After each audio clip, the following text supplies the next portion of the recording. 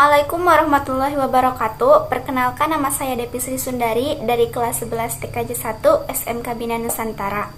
Pada kesempatan kali ini saya akan menjelaskan seputar teks eksplanasi yang sudah saya buat dalam PowerPoint. Mari kita bahas teks eksplanasi tersebut di PowerPoint. Baik, seperti yang sudah saya jelaskan sebelumnya, saya akan membahas seputar teks eksplanasi. Pembahasan yang akan saya jelaskan dari teks eksplanasi adalah pengertian teks eksplanasi, struktur teks eksplanasi, ciri-ciri teks eksplanasi, kaidah kebahasaan teks eksplanasi, dan contoh teks eksplanasi. Yang pertama adalah pengertian teks eksplanasi. Apa sih teks eksplanasi itu?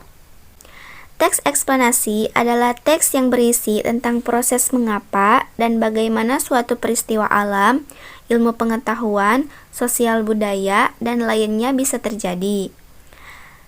Peristiwa alam maupun sosial yang terjadi di sekitar kita selalu mempunyai hubungan sebab akibat dan proses.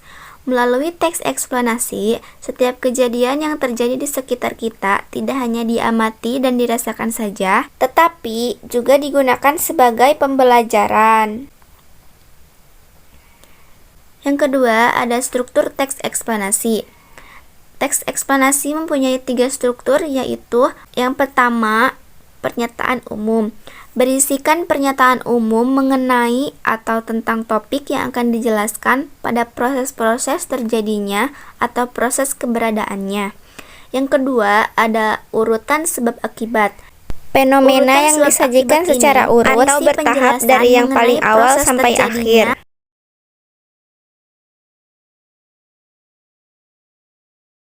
Struktur yang terakhir ada interpretasi. Interpretasi ini berisi kesimpulan dari topik yang telah dijelaskan.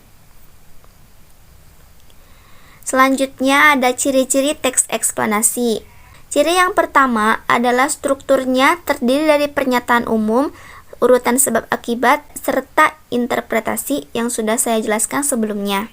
Yang kedua, informasi yang dimuat dengan berdasarkan fakta atau faktual, yaitu nyata, tidak ada rekayasa yang ujungnya tidak menyebabkan pembohongan publik.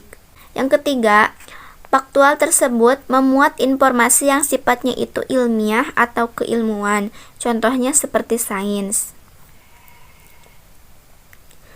Yang keempat, sifatnya informatif, serta tidak berusaha untuk memengaruhi pembaca untuk bisa percaya terhadap hal yang dibahas. Jadi, teks eksplanasi ini hanya bersifat memberikan informasi, tetapi tidak memaksa si pembaca untuk 100% percaya pada informasi tersebut. Dan yang kelima yaitu memiliki atau menggunakan sequence Marquez, contohnya pertama, kedua, ketiga, dan sebagainya. Bisa juga dengan menggunakan pertama, berikutnya, terakhir.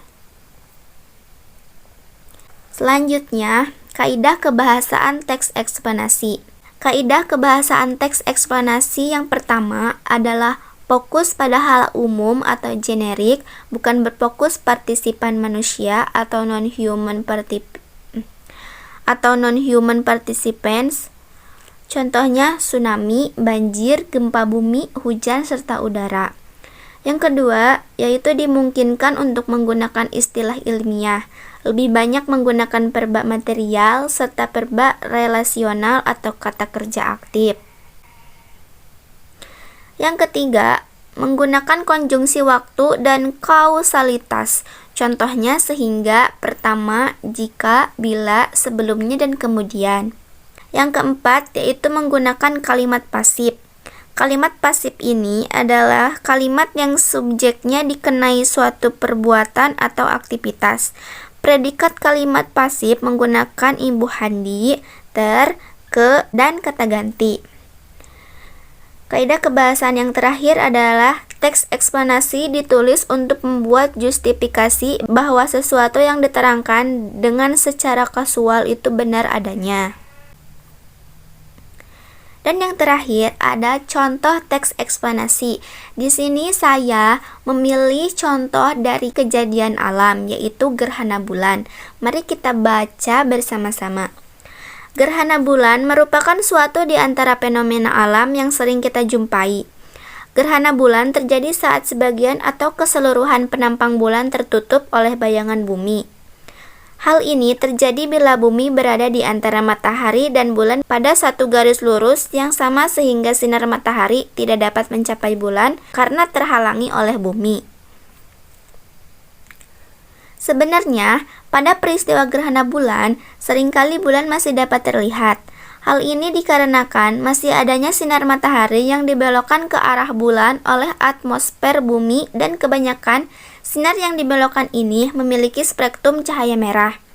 Itulah sebabnya pada saat gerhana, bulan akan tampak berwarna gelap, bisa berwarna merah tembaga, jingga, atau coklat. Ketika bayangan bumi menutupi sebagian atau seluruh penampang bulan, maka pada saat itulah akan terjadi gerhana bulan, terutama saat bumi menempati posisi di antara matahari dan bulan sehingga berada pada satu garis lurus yang sama, yang kemudian membuat sinar matahari tidak dapat mencapai bulan karena dihalangi oleh posisi bumi saat itu. Nah, itulah contoh teks eksplanasi. Teks tersebut menceritakan proses terjadinya gerhana bulan dari awal sampai akhir. Sudah bisa ditebak ya jika teks tersebut adalah teks eksplanasi. Nah, untuk lebih lanjut, kalian bisa mencari informasi tentang teks eksplanasi di link yang sudah saya tuliskan ini. Sekian materi yang dapat saya bahas mengenai teks eksplanasi. Mohon maaf bila ada kesalahan dalam pengumpulan informasi. Diharapkan kalian bisa mengerti materi yang saya jelaskan ini. Billahi taufiq wal hidayah. Wassalamualaikum warahmatullahi wabarakatuh.